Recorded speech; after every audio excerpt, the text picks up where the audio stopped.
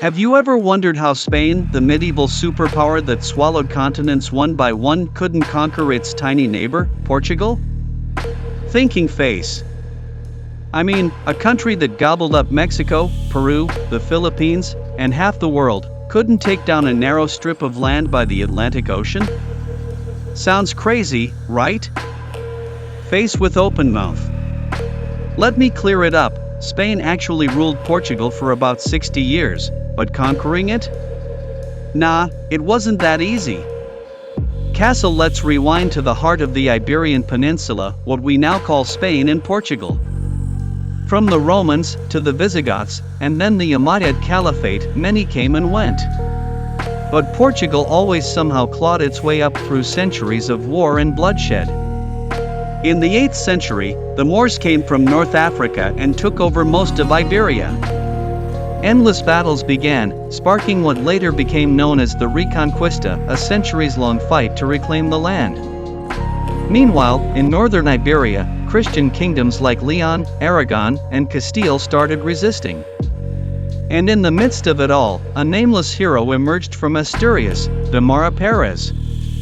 Military medal in 868 AD, Perez raised his army and struck deep into enemy lines. He defeated the Moors and liberated a city called Portugal. Guess where the name Portugal came from? Direct hit, exactly, right there. King Alfonso was so thrilled he immediately made the region the County of Portugal, and Perez became its first count. Perez started building cities, one of them being Guimarães, which today is called the birthplace of Portugal. But Portugal wasn't a country yet, at least, not until 1143. Still, people consider Guimarães the cradle of this nation, where the idea of Portugal first took its breath. Shield over the next centuries, kingdoms merged and split. Portugal was part of Leon, but gradually grew stronger and more independent. Cities flourished, populations grew, and the foundation stones of a real country were laid. Then, in the early 12th century, power fell to a couple named Henry of Burgundy and Teresa of Leon. They had a son, Afonso Henriquez. When Henry died, Teresa ruled alone, but this is where the story really heats up. Fire. Crown, stay tuned, because the mother versus son war is coming in the next episode. So, Portugal's story really kicks off when the people start getting suspicious of Teresa, the queen ruling after her husband's death. Especially after she remarried, which made everyone raise eyebrows. Instead of sticking by Teresa, the people chose to support her young son, Afonso, the one who was meant to lead Portugal and fight off the southern enemies, the Moors. But here's the catch: for Afonso to become ruler of Portugal, he had to go to war against his own mother. Fire. In 1128, at the Battle of Salmamed, Afonso defeated his mother's forces and became the sole ruler of Portugal. But that was just the beginning. Afonso didn't stop fighting, he kept battling to reclaim lands. In 1139, at the famous Battle of Arique, he faced the Muslim army from Córdoba. Even though his troops were outnumbered, clever tactics and surprise attacks won him a massive victory. From that moment on, Portugal wasn't just a tiny county, it was recognized as an independent country. In 1143, the Treaty of Zamora was signed, and the King of Leon officially accepted Afonso's rule. Then in 1179, the Catholic Church recognized Portugal as an independent kingdom. Finally, in 1249, after long wars, Portugal expelled the last Moors by conquering Algarve and expanded all the way to the Atlantic coast. By 1255, Lisbon was chosen as the capital, and in 1297, Portugal's borders with Leon were finalized by the Treaty of Alcanisas, borders that have remained almost unchanged to this day. Waterwave now, a young, energetic Portugal stepped into the 14th century. Spain, however, was still tangled in internal wars and struggles to reclaim lands from the Moors, dealing with problems and disunity. That's why Portugal moved faster to build a strong navy. In 1325, orders were given to build ships, not just for war, but to explore the world. By 1341, Portugal reached the Canary Islands. But Spain, or Castile, said, "Those islands belong to us," and the disputes began. Then suddenly, in the mid-14th century, everything ground to a halt, because the Black Plague swept through Europe, delaying exploration and expansion plans. Still, in the latter half of the 1300s, the rivalries and ambitions started to heat up again. Amid centuries of dark wars and fierce rivalries in Europe, England and France were locked in an endless struggle, the Hundred Years' War, lasting from 1337 to 1453, turning everything upside down. France needed a winning edge, a stronger navy than ever before. Their eyes turned to Spain's unmatched fleet, the world's most powerful navy at the time. So, in 1169, France and Castile, a large part of Spain back then, formed an alliance. This was a massive shockwave for England. The English quickly realized how strategically amazing Portugal was right next to Spain and the Atlantic Ocean. Plus, Portugal had a strong navy of its own. Now was the time for an alliance. England and Portugal signed a friendship treaty officially in 1373, which remains one of the oldest active alliances in the world today. But Portugal's story was just beginning. In the 15th century, Portugal shone like a naval hero in the eyes of the world.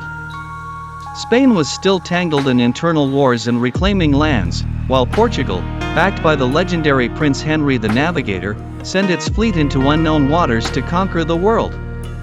It all started with the capture of Ceuta in Morocco in 1415. After that, Portugal quickly took Madeira, the Azores, and Cape Verde Islands, expanding its colonies one by one. While Spain was busy fighting its final war against the Muslims in Granada, Portugal grew stronger and stronger, racing along the path of wealth and power. Finally, in 1492, Spain captured the last Muslim stronghold in Granada and prepared for the greatest mission in history. Christopher Columbus, the daring Genoese explorer, was tasked with discovering the West, a mission that would change the course of history forever. But Portugal wasn't sitting idle. They built several vital trading posts along West Africa's coast, gaining access to incredible gold, silver, and the slave trade.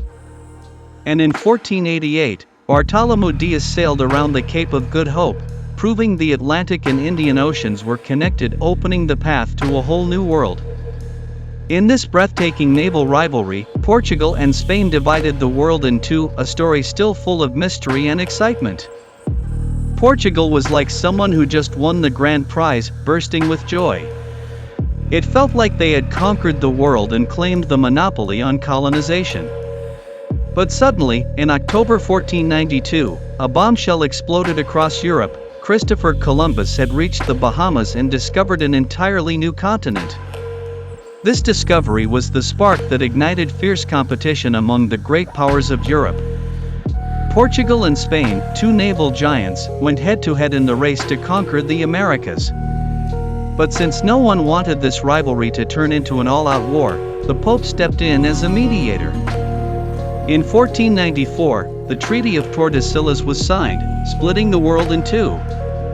An imaginary line was drawn in the Atlantic Ocean, just west of the Cape Verde Islands.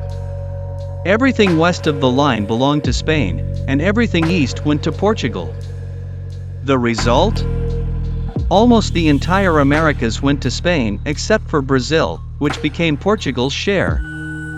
Now that both Iberian countries had defeated the Muslims, it seemed a big war between them was coming, but nope. The lure of global dominance and endless colonial riches pushed them toward economic competition and further exploration instead. In 1498, a Portuguese hero named Vasco da Gama rounded the Cape of Good Hope and reached India, opening the sea trade route between Portugal and Asia. At the same time, Spain began conquering new lands like Mexico and, throughout the 16th century, amassed immense wealth from its colonies. But Portugal's fate suddenly changed. In 1578, young King Sebastian I of Portugal died in battle, leaving no heir. His uncle Henry I took the throne but passed away just 2 years later. And this is where Spain's King Philip II stepped into the story. Through his parents, Philip had Portuguese blood and immediately claimed the Portuguese crown and took it. The result? Portugal and Spain now shared a king, but remained two separate kingdoms, a complex and historic union whose effects lasted for years to come. Portugal still kept its independence, but it was stuck under Spain's heavy shadow and political restrictions. Spain could have easily conquered Portugal if it wanted to, but it was busy building its huge overseas empire and just didn't have the time. Plus, after centuries of the grueling Reconquista wars, Spain was exhausted and caught up in other conflicts, like the 80 Years' War with the Dutch. Meanwhile, the Dutch took advantage of the chaos and repeatedly attacked Portuguese colonies. In the 1640s, the Portuguese rose up and regained their independence. Then they rekindled their friendship with Britain and got a lot of help. During the 7 Years' War, when Spain launched an attack, Portugal fought back with British support, waging guerrilla warfare and delivering a heavy blow to the enemy. From that point on, Spain never managed to conquer Portugal. Just like centuries earlier when they defeated the Moors, Portugal stood strong and resilient. This is how Portugal, with a lion's heart and under immense pressure, managed to hold on to its independence and became one of the world's greatest naval powers. Portugal's story reminds us that even when everything's stacked against you, with persistence and cleverness, you can still win the game. So next time you look at the map, remember, Portugal isn't just a tiny, it's a true hero in world history.